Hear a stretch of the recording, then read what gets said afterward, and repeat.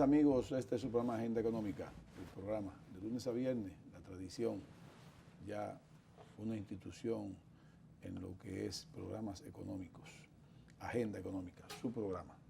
Luis Núñez Santana y Ezequiel Molina Lizardo estarán con ustedes en esta hora analizando algunos temas económicos, sociales, nacionales e internacionales.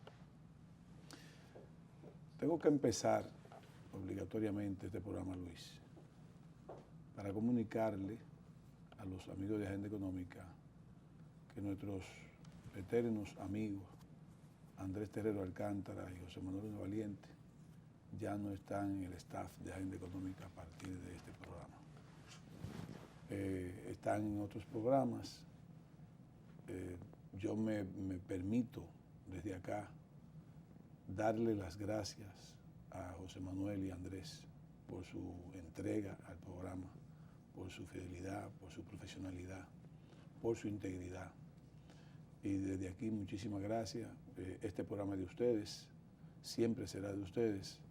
Es un programa que siempre estará al servicio de los intereses del país, pero cuando ustedes así lo crean conveniente, pueden visitar el programa y hacer sus exposiciones de lugar cuando lo crean necesario.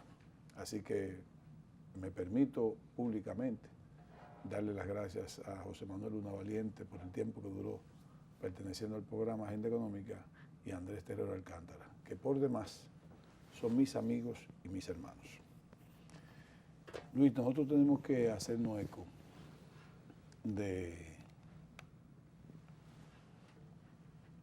la contestación de Julio Andújar, el director del programa del Departamento de Programación Monetaria y Estudios Económicos del Banco Central, la contestación que le dio vía el Diario Libre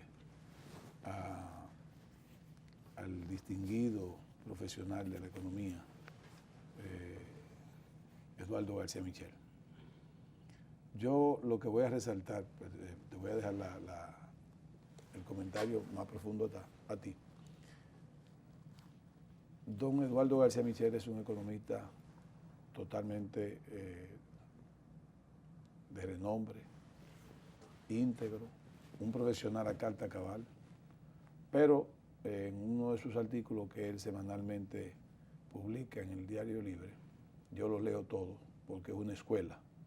Don Eduardo García Michel es una escuela, es un economista ya de larga data y con una integridad ética incuestionable. Sencillamente expresó un criterio si se quiere, de concepción en términos de lo que son las anotaciones, de cómo se anota, cómo se apuntan, cómo se registran algunas operaciones económicas, por así decirlo.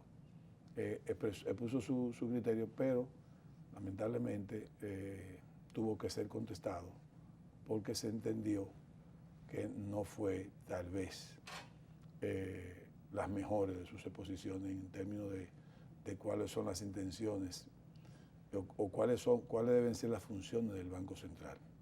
Porque donde yo digo, el Banco Central no tiene ningún tipo de intención. El Banco Central tiene una función específica y la ejerce en 100%. O sea, en el tiempo siempre se ha querido decir que el Banco Central vende ilusiones, vende sueños, vende optimismo en demasía, crea números, inventa números, y eso es imposible. En el caso de don Eduardo, con más razón había que contestarle, porque don Eduardo fue funcionario del Banco Central. Director como de funcionario del Internacional. Banco Central. Y jefe mío allá. Ajá, como fue funcionario del Banco Central, además que reitero, la capacidad, la preparación de don Eduardo. Don Eduardo para mí debe estar en el top 10 de los economistas de la República Dominicana.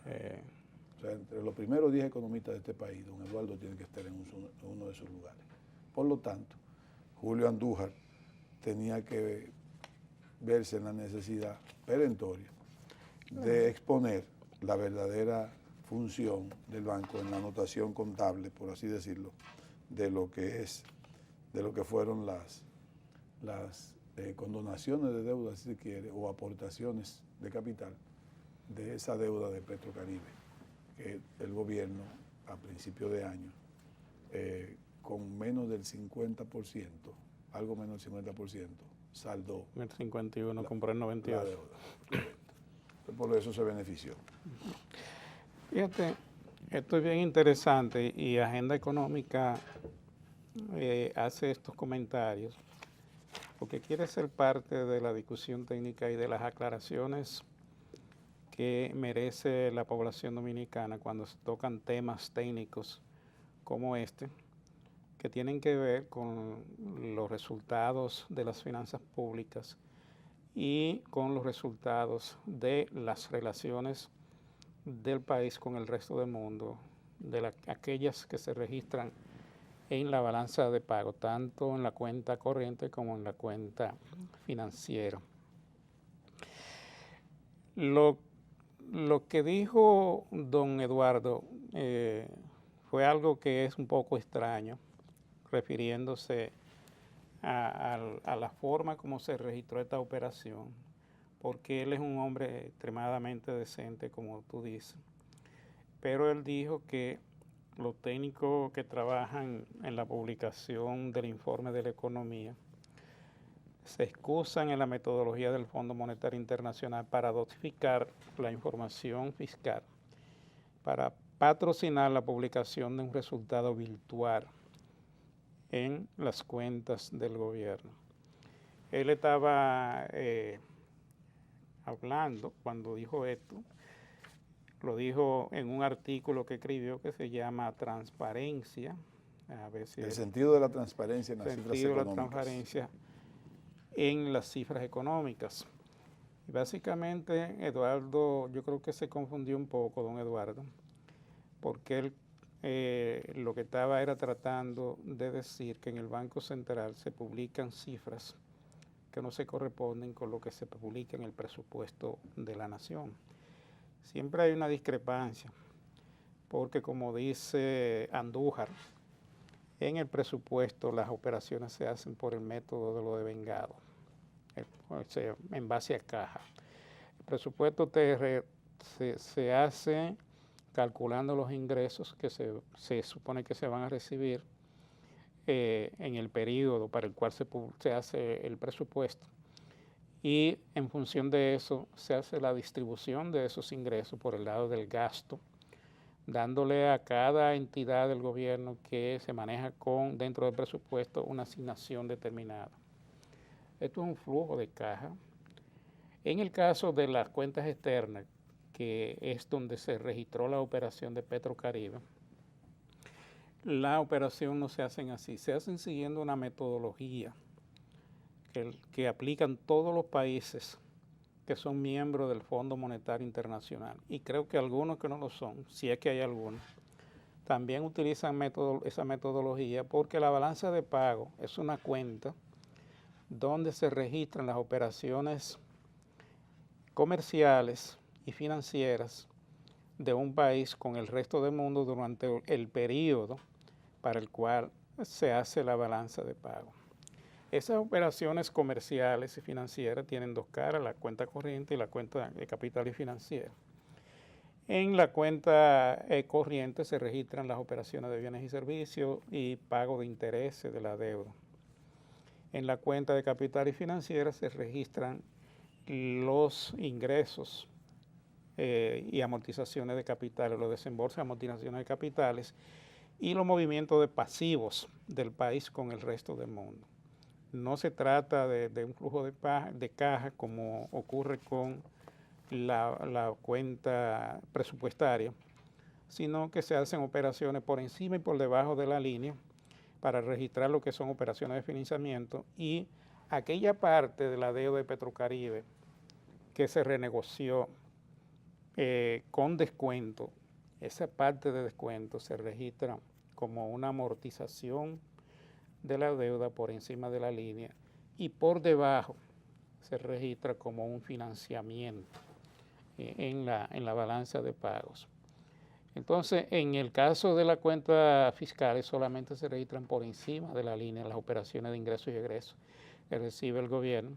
Y ahí viene la confusión, porque en el caso de Petrocaribe se hizo una operación o se registró una operación de donación, creo que déjame ver si veo el dato aquí, por una cifra, estoy buscando la información que la tengo aquí, de 93.157 millones, que es igual a que da como resultado un superávit para el mes en que se registró la operación, o para el periodo de enero-junio, que fue en el periodo en que se realizó la operación, un superávit de un 1.8% del PIB, como dice Julio Andújar. Pero esto es una operación de una sola vez. Inmediatamente esa operación se registró, se le dio el registro que mandan la metodología del Fondo Monetario Internacional. Ya esa operación no se vuelve a repetir porque fue una operación. Todo el que ha visto, por ejemplo, en el pasado, cuando se han registrado renegociaciones de la deuda, donde ha habido parte de condonación por parte del deudor, que ha hecho este tipo de operaciones, se da cuenta que esa es la metodología que se ha utilizado siempre. Por encima de la línea tú pones una amortización y por debajo tú pones un financiamiento. Y eso te cuadra porque las cuentas, tanto en el caso contable de las operaciones del gobierno central, fiscales, como en el caso de las cuentas externas, se registran como operaciones contables. Una contabilidad pública, donde todos estos registros tienen que ver, y de ahí se sacan los resultados, tanto del sector externo como del sector interno. En el caso de las cuentas fiscales, son cuentas internas. En el caso de estas operaciones de renegociación de deuda externa, eso va a las cuentas del gobierno, pero, a la cuenta del sector externo, pero en la medida en que eso se le quita responsabilidad al Estado de una amortización, entonces el presupuesto lo registra como una operación que no le representa un gasto.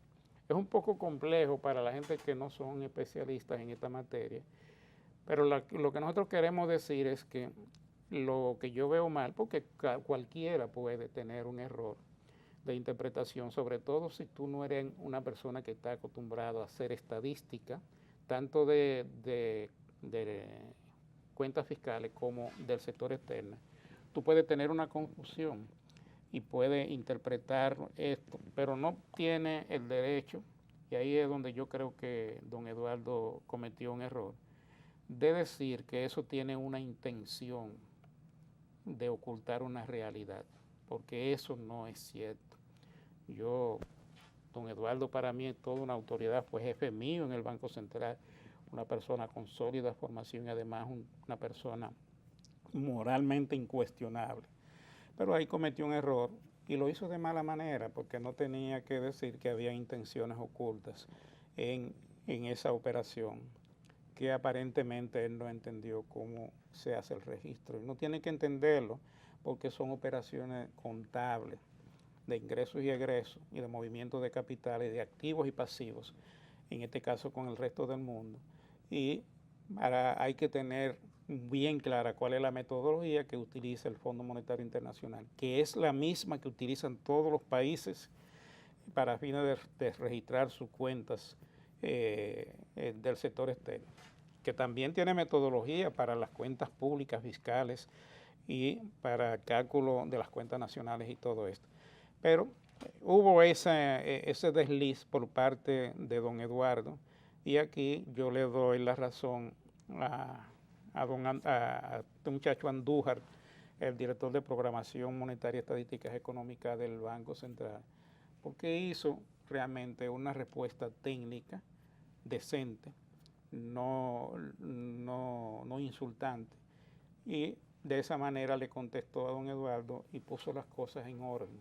O sea que para mí fue tanto de un lado como de otro, yo no creo que don Eduardo haya tenido ninguna mala intención, pero realmente dijo algo que no debió decir cuando trató de decirle aquí, hablando de transparencia, que se estaban ocultando realidades y que los técnicos del Banco Central se estaban auxiliando, se estaban apoyando en metodología del Fondo Monetario Internacional para no decir las cosas con transparencia en lo que tiene que ver. Hay, obviamente, por la forma como se registra la operación, se da una diferencia importante entre lo que dice las cuentas fiscales y lo que dicen las cuentas externas. Entonces, nada, esta es la aclaración. De todas maneras, vamos a hacer una pausa y volvemos en el próximo segmento para hacer ya la última acotación al respecto. Okay.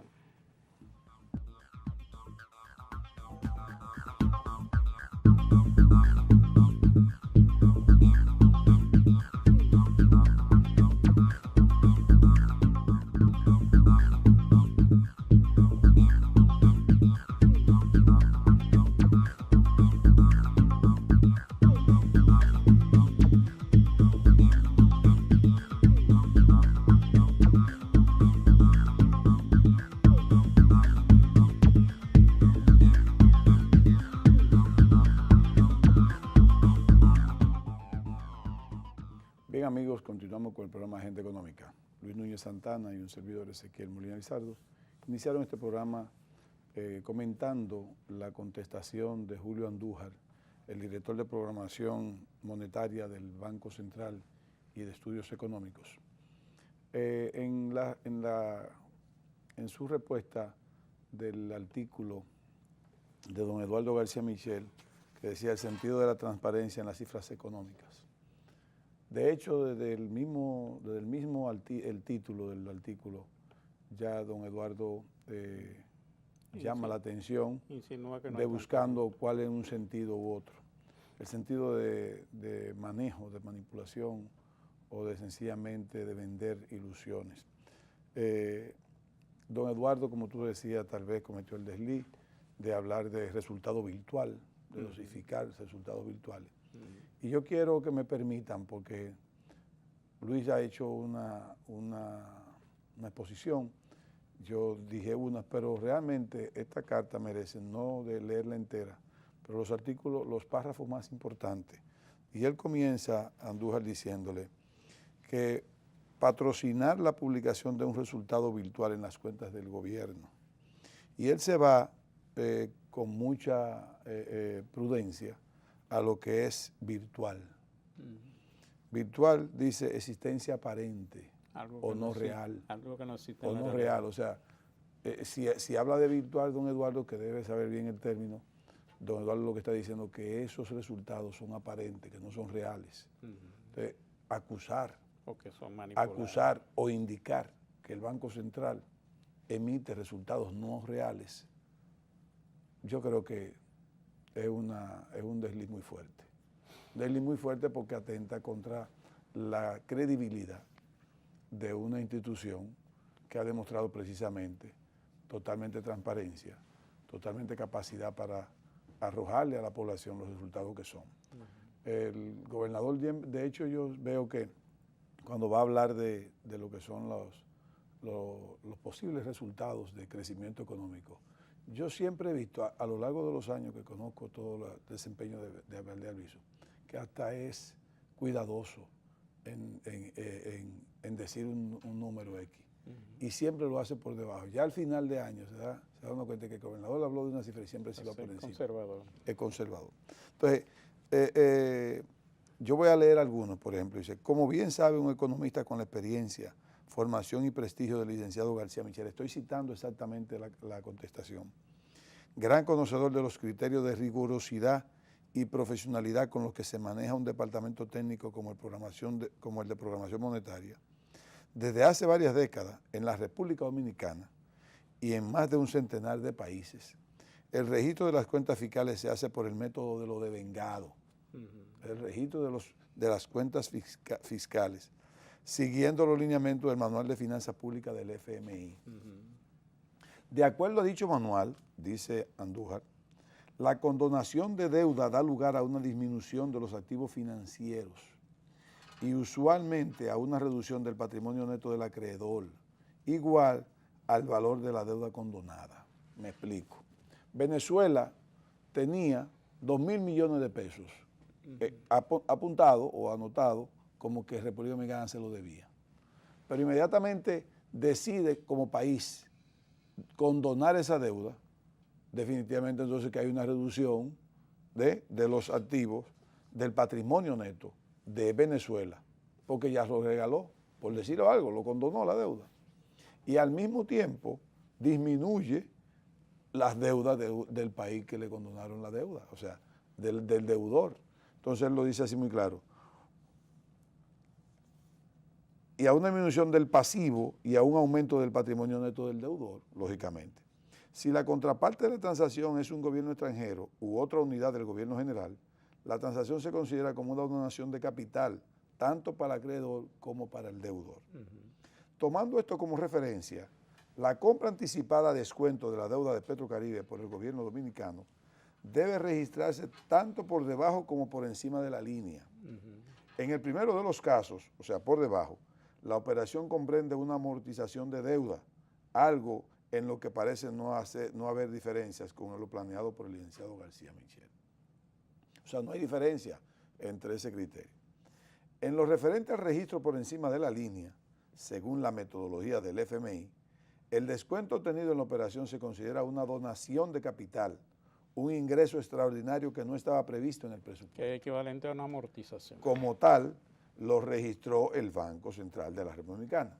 Sin embargo, la Dirección General de Presupuesto, DIGEPRES, cuya función es formular, programar, asignar y evaluar los recursos presupuestarios del sector público, como es natural, importantizó en sus registros la entrada de recursos incluidos en la planeación presupuestaria, quedando la donación de capital por Petrocaribe como una partida informativa. O sea, lo explica muy fuerte. Debe quedar claro que a DIGEPRES le concierne la ejecución presupuestaria y en ese tenor computa las operaciones fiscales realizadas dentro del presupuesto por encima de la línea. Y normalmente con el método contable de lo percibido. O sea, uno lo hace por el método de lo vengado y otro lo hace por el método del percibido. Es decir, en base a caja, como tú decías. Al Banco Central, por otro lado, le atañen los efectos macroeconómicos del comportamiento fiscal, por lo que estima el déficit por debajo de la línea en base al financiamiento que recibe el gobierno, incluyendo recursos obtenidos fuera del presupuesto, como los atrasos de pago o los créditos en especie no registrados en el Sistema Integrado de Gestión Financiera en el momento oportuno. De activo y pasivo con el resto del mundo. Lo cierto es que identificar diferencias en las publicaciones de las estadísticas fiscales entre el Banco Central y la DIGEPRES nada tiene de malo. Por las funciones de ambas entidades. Existen y siempre han existido, dada la naturaleza de las funciones de cada institución. Lo que no podemos compartir con el licenciado García Michel es que se quieran atribuir esas diferencias a supuestas intenciones ocultas, que nada tienen que ver con la realidad. Que es lo que yo le critico. El artículo pudo escribirse perfectamente con las argumentaciones centrales de su autor, sin necesidad de hacer señalamientos impropios y suposiciones que pueden poner en tela de juicio la ética de quienes elaboran en este tipo de informes. Eso en nada ayuda a validar los argumentos. Y cierro este comentario citando prácticamente íntegramente a Julio Andújar Sheker, director del Departamento de Programación Monetaria y Estudios Económicos del Banco Central. En resumen, de acuerdo al manual del FMI, el Banco Central registró el descuento de la operación de Petrocaribe como una donación de 93.157 millones, lo que empuja el resultado del gobierno central de enero-junio a un superávit equivalente a 1.8 del Producto Interno Bruto. O sea, simplemente lo que hizo fue una anotación contable correcta. Eso es un superávit que se ve en el periodo enero-julio, que fue el periodo en el cual se hizo la operación. Exactamente. En el resto del año las cosas van a cambiar, porque es una operación de una sola vez que se registra y ya desaparece del escenario. Correcto. Pero, de todas maneras, esto es bueno que se haga claro, porque fíjate, Ezequiel. Lo que pasa es que don Eduardo es una persona, escúchame que te interrumpa, que tiene mucha credibilidad también. Sí. Entonces, cuando don Eduardo escribe, todos los que lo leemos, en 1% tendemos a entender que eso está correctamente como él lo dice. Por su prestigio, toda su su trayectoria, profesionalidad, su formación y su moral. Lógicamente, el y no Banco es Central... No es una persona que va a estar manejando esto en términos políticos ni nada, porque si lo dice un político cualquiera... O un economista político como lo que estamos acostumbrados. Nadie le hace caso, pero lo dijo don Eduardo. Exacto. Entonces, los que estamos acostumbrados a aprender de lo que don Eduardo dice, tenemos que cuidarnos de que lo que él nos esté diciendo. Por eso y por eso la aclaración fue válida. Por eso tenían que haberse contestado como este. O sea, que está correcto. Yo siento que lo mejor ha sido que se ha contestado con todo el respeto que él se merece como persona. Yo sé que él mismo va a entender que cometió un error. Una vez yo vi un asuntito de un escritor de don Eduardo, precisamente excusándose, no en este caso, sino de algo que pasó, y yo leí alguna nota una vez de algo que él aparentemente no lo manejó igual, y hizo una excusa muy, muy válida, porque rectificar es de sabio. Sí, hoy él es un tipo serio. Correcto. Venimos en breve.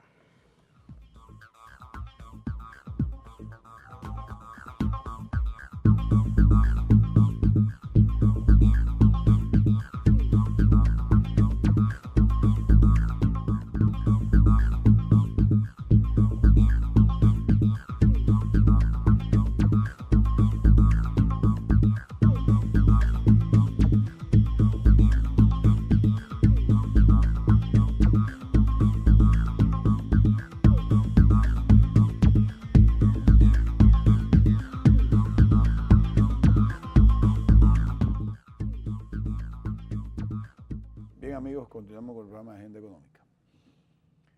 Miren, el presidente de la República, Danilo Medina Sánchez, acaba de salir ahí un barómetro de medición de popularidad de los presidentes latinoamericanos. Y el presidente tiene un 82% de valoración de su gestión de gobierno. Yo recuerdo en el primer periodo de gobierno de Rafael Correa, al tercer año, Correa siempre llevaba también una aprobación de su pueblo sobre el 70%. En Ecuador se da algo diferente acá. En Ecuador hay una población indígena en alta proporción y una población no indígena. Aquí nosotros tenemos prácticamente una población uniforme, no hay razas, no hay dialectos, por lo tanto... Aquí somos todos morenos. Exacto, o mestizos. Pero lo que yo quiero decir es que Correa en ese momento, la diferencia, aparte de haber hecho, de que comenzó haciendo muy buena gestión, de todas maneras él como tenía o tiene algunas venas por ahí indígenas, de hecho se crió en campos indígenas, tiene una cultura indígena muy enraizada sobre él. Tenía esa parte de que prácticamente la población indígena de Ecuador estaba con él. Por lo tanto, entonces la valoración de él, el 70% era fácil tenerlo. No porque no se lo merecía, sino que también le ayudaba mucho esa parte. Tengo un 50% ahora. Ahora. Ecuador. Correa se le hizo fácil la reelección en Ecuador, porque tenía una altísima valoración. Ya de hecho está buscando reelección consecutiva y permanente, de acuerdo a, tiene que hacer un cambio en la Constitución. Pero ¿qué pasa con el presidente Danilo Medina? Vamos para, ya tenemos más de 3 años y tiene un 82%. Lógicamente que si tú tienes 82% de aprobación y tú eres presidente y también vas a ser candidato a las próximas elecciones, a usted le deben andar buscando, presidente, cualquier pelliquito, cualquier bullita, Luis, para fines de ver cómo le bajamos o cómo se le baja la popularidad y la aprobación al presidente de la República. Pero no hay quien pueda con él, no hay quien pueda. Una de las cosas que precisamente le dan, una de ellas, le da al presidente esa valoración son sus visitas dominicales al campo.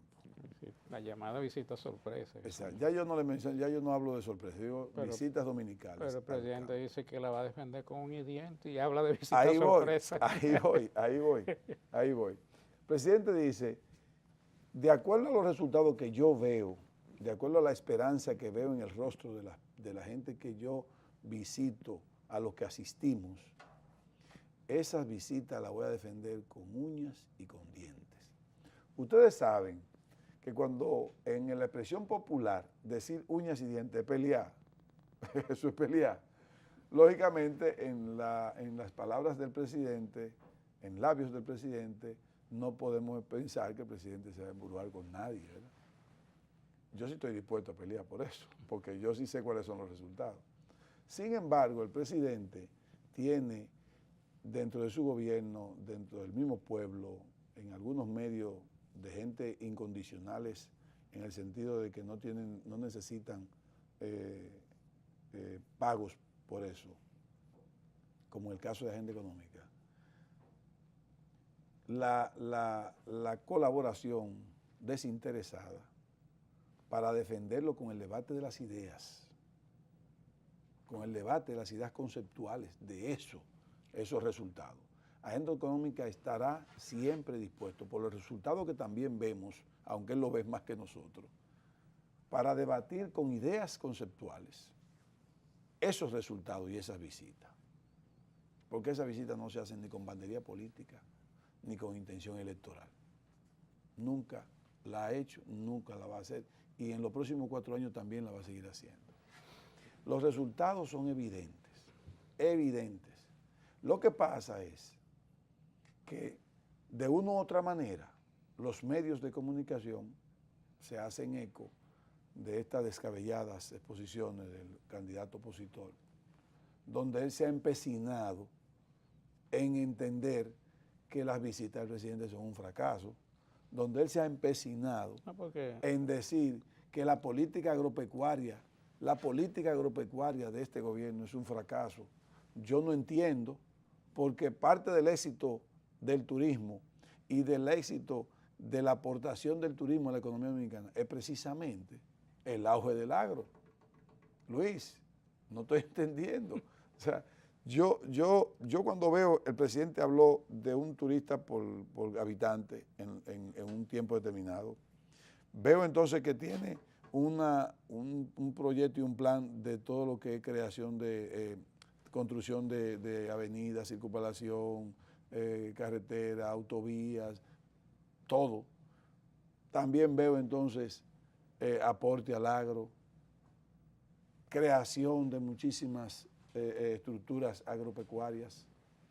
Por ejemplo, como yo digo, señores, hay que ir a espartillar en Bauruco, Independencia. Hay que ir a Independencia, a espartillar, para que vean lo que pasó ahí en el año 2005, y que 10 años después es que se le viene a devolver a espartillar la esperanza, con un restablecimiento de 18,000 tareas, 18,000 tareas de tierra que se riegan, Luis, en 8 horas. La tecnología es para regarlo en 8 horas. Y ya volvió esa gente que eran ricos y quebraron de la noche a la mañana. Se le volvió la esperanza. ¿Cómo el candidato opositor, y después se despacha con un debate, que quiere un debate? ¿Quiere un debate con quién? ¿Pero con quién en que usted va a debatir? Vaya a debatir sus ideas o en los medios o con los demás candidatos. Pero con el presidente de la República, mire, simplemente yo le recomiendo que usted quiere un debate, haga una oposición, enseñe todo lo que el presidente ha hecho y discuta con eso. El presidente está ganando sin hacer campaña. Discuta con eso. Pero señores, el presidente es el candidato del PLD.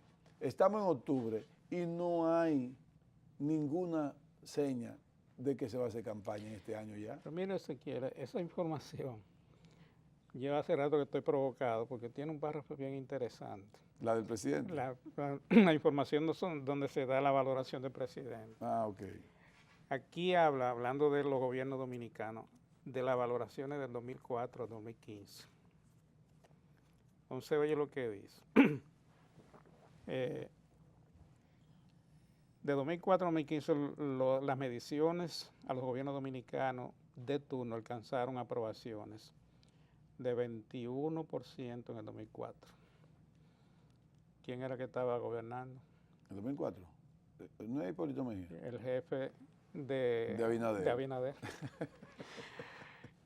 Entonces, en el 2004, en el 62% en el 2005. Es decir, tan pronto se hizo el cambio de gobierno, PRD-PRD, subió de 21 a 62% la valoración que tenía Leonel.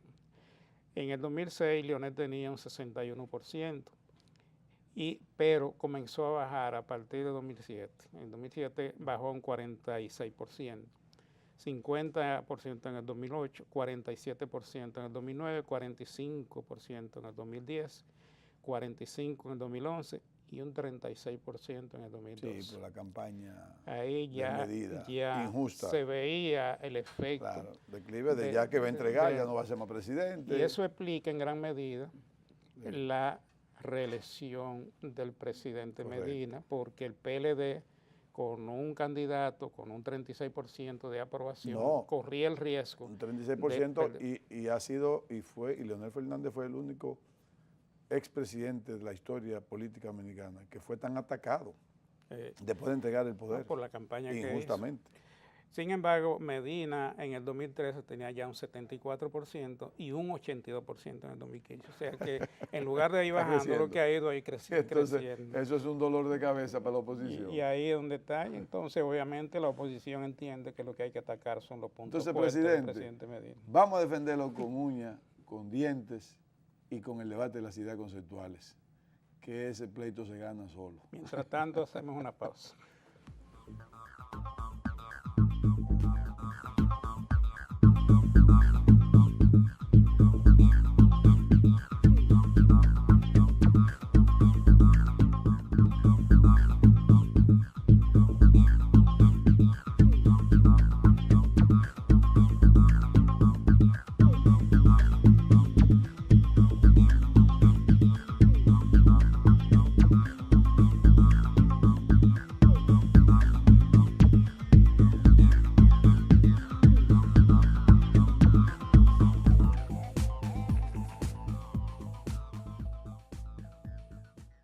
Bien, amigos, continuamos con el programa Agenda Económica.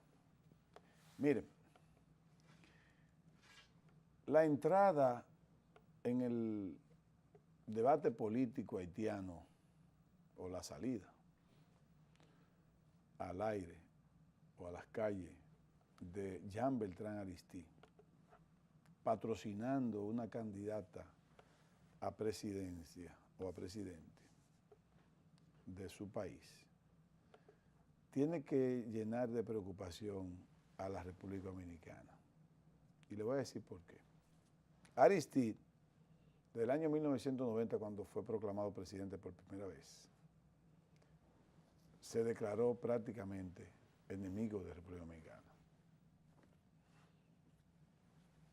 Demostró con declaraciones y con hechos que era una persona muy, pero muy contraria a ese país vecino que es República Dominicana de ellos. Y comenzó a hacer cosas internacionalmente en contra de la República Dominicana. Jean Beltrán Aristide fue destituido en el año 1991 y regresado al poder en el año 1994 por Bill Clinton.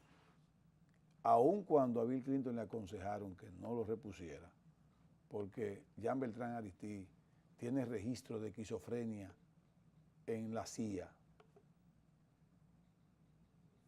él lo puso como quiera y también fue destituido y derrocado en el año 1995. Aristide ahora está patrocinando una mujer como candidata presidencial y Martelly está patrocinando un hombre. Uno de ellos dos será presidente de Haití para el próximo año.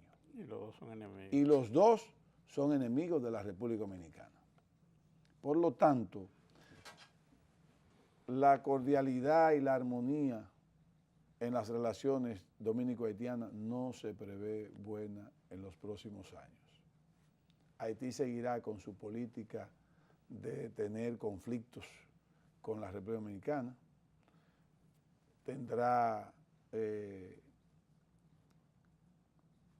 unas acciones que irán prácticamente en el mismo tenor de la que estamos viendo ahora.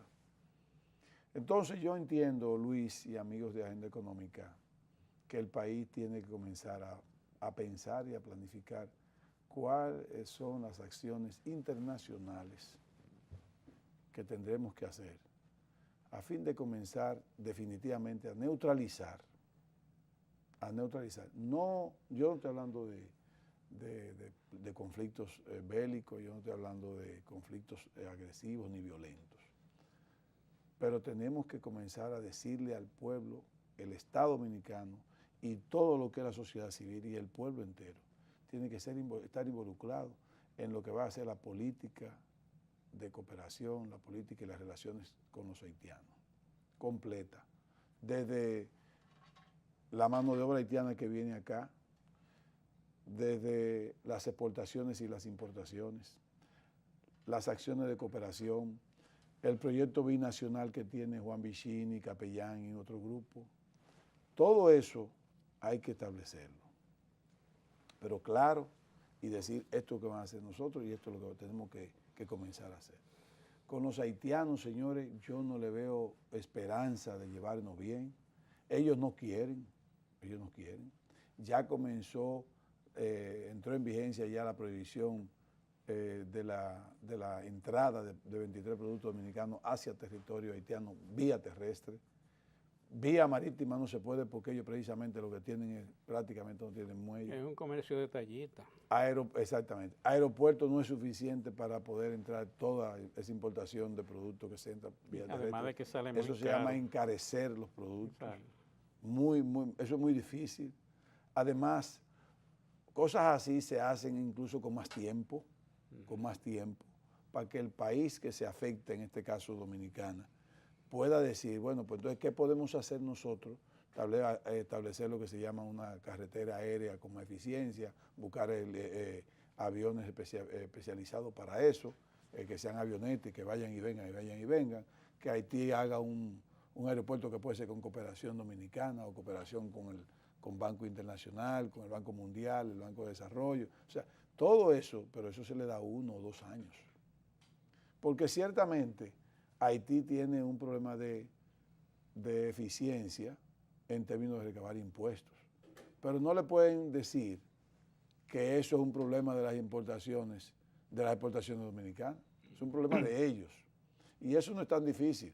Lo que pasa es que así como es difícil controlar la entrada o el cruce de los haitianos, así es difícil controlar también el pase de productos dominicanos hacia ellos. Pero también aquí recibimos muchísimos productos haitianos que no son producidos por Haití, que son recibidos en materia de donación por las comunidades internacionales y que ellos perfectamente lo comercializan. Los funcionarios y algún sector privado se los roban, porque hay que decirlo claro, se lo venden al comercio detallista de Haití y ellos los pasan para acá porque, imagínate tú, hay tenis ahí de marcas reconocidas que tú lo consigues en $60 cuando cuestan 300. En realidad ellos lo que hacen es cambian unos productos por otros. Traen esos productos, los venden aquí, compran productos para llevárselo a Haití, que son los que más necesitan. Pero ciertamente es preocupante, Luis, que el próximo presidente haitiano, sea la mujer o sea el hombre, es un enemigo, será un enemigo de la República Dominicana. Y qué lamentable, Ezequiel, porque yo estaba viendo una información de una pregunta que le hicieron al presidente Medina, al candidato Medina en ese entonces, en enero de 2002. Y le hicieron una entrevista en el programa de Núñez Ramírez en el Canal 11. Y le preguntaron, entre otras cosas, sobre las relaciones que él pensaba o qué pensaba hacer con el gobierno haitiano. Tenía muy buenas intenciones, presidente. Y él contestó que él quería, una vez siendo presidente, hacer un acuerdo de libre comercio con la República de Haití y mejorar las relaciones con ese país. Y tuvo todas las intenciones de hacerlo, pero se ha encontrado con un enemigo, como tú dices, veleidoso. Vamos a aprovechar. Donde no hay nada que hacer. Que en esta semana tendremos a don César Nicolás Penson para ponerle el tema también a él, porque es muy importante. Para que hablemos, para que hablemos más ampliamente de la consecuencia de esta prohibición. Gracias por su atención, que Dios lo bendiga. Hasta un próximo programa.